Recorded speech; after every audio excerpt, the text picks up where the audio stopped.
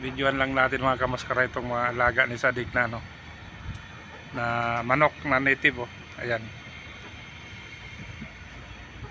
Kasi ito dati mga kamaskara, sisiw pa to nung inalagaan niya, taglamig nung time na yon. Kala ko nga hindi mabuhay gawa ng sobrang lamig nung time na yon.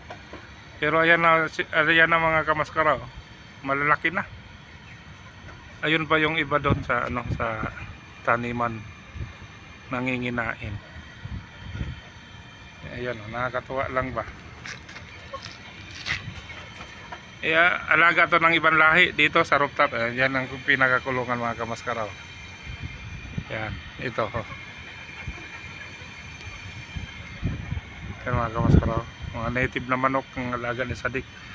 Tapos nandito yung iba dito sa ay pinagtaniman ng sili. Yung isa matangkad Yan yan ito asil yata to, itong breed na to. So yan, ayun nandun sila sana hindi masira yung yung tanglad. Tapos ito nga pala mga kamaskara, kung matatandaan yung itong gulungan na to, ito yung dati kong ginawa na kulungan. Katulong ko si Eji Reyes, shout out sa'yo Eji Reyes, tapos si Erickson Campanya, shout out. Ngayon pinagamit natin kay Sadik, si Sadiko. Ayan mga kamaskara, pinagamit natin, linagyan yung mga kalapati. Ayan, maluwag to mga kamaskara tsaka mataas to. Ayan, yung yung nakakulong dati dito, kung nakita nyo yung mga vlog natin nung una, yung Peking duck. Kaso uminad yata ng 3 months o 2 months mahigit. Naubos namin nila paring Aril, yung iba pinabao namin sa dagat. so ayun, na isa-isa mga kamaskara, 6 yun 6 hanggang sa maubos. Tapos hindi na natin ulit linagyan ng pato kasi magtatag-init na nung time na yon. So ayan, pinagamit natin muna kay Sadik to. Sabi niya gamitin niya daw muna. Sadik, inta side net malum net because ada already carbon ada ikibara bay. Yan mga kalabati ni Sadik. You see, already outside.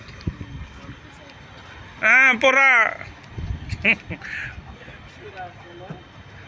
Yan yan mga kamaskara, yung mga manok ni Sadik, nakakatuwa tingnan. Yan,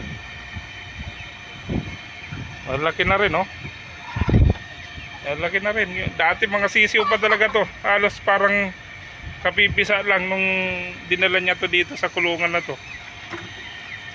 Pero ngayon malalaki na. Kaso yun nga, iba-iba yung size. Siguro may dabansot.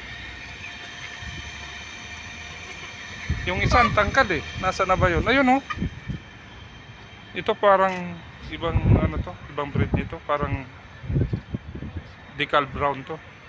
Tapos yun na yun yung asil, yung matangkad, ayun nandun, ayun ayun nginain. Yan yung kulungan natin kung makapansin nyo, mataas yan. Linagyan ni Sadik ng sabi niya lagyan niya daw muna ng kalapati. Sabi ko sige gamitin mo, nagamit ko muna, wala naman akong alaga gawa ng yung alaga natin dyan na Peking duck na isa-isa namin nila paring Aril, naulam binabao namin pag magdagat kami minsan. Yan, nakakatuwa lang tingnan yung mga manok ni Sadik na hinginain. Ay, away sila.